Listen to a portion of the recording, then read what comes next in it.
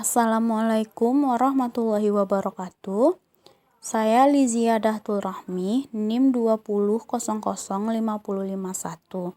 Pada kesempatan kali ini saya akan menjabarkan tentang pertemuan 9 sampai pertemuan ke-12 pada mata kuliah Komunikasi Persuasi.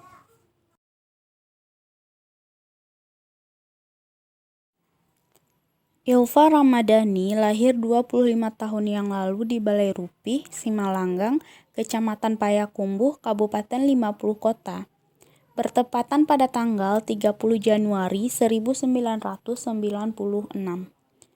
Saat ini, Kak Ilva bekerja di sebuah tempat bimbingan belajar di kota kami, yaitu Jarimatika Unit 3, Kabupaten 50 Kota sebagai pengajar atau instruktur.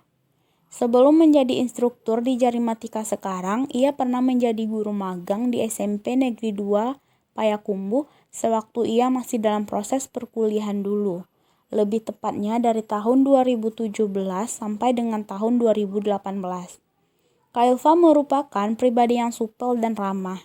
Dari pengamatan saya yang pernah berkunjung beberapa kali ke tempat ia mengajar, kelihatan sekali bahwa ia sangat disukai oleh anak-anak yang diajarnya. Cara penyampaian materinya pun terkesan simpel tetapi mudah untuk dipahami oleh anak-anak.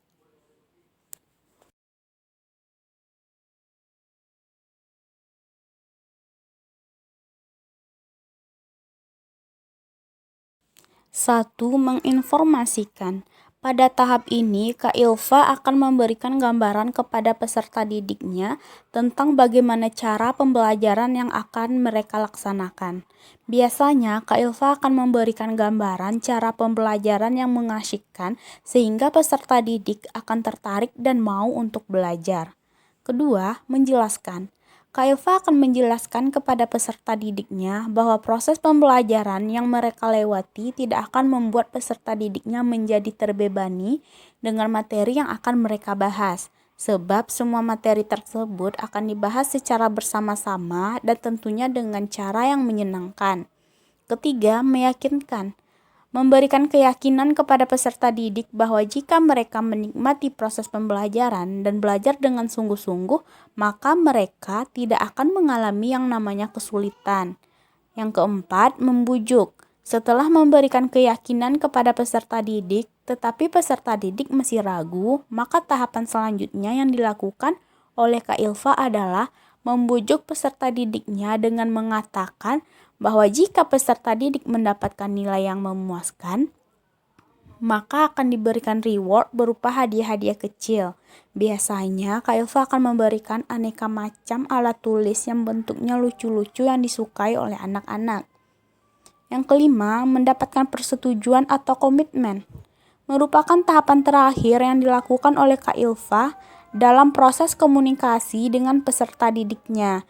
Jika peserta didik tersebut sudah setuju dengan peraturan yang mereka sepakati bersama, maka antara Kak Ilva dan peserta didik tersebut akan membuat sebuah komitmen demi lancarnya proses pembelajaran yang akan mereka hadapi ke depannya.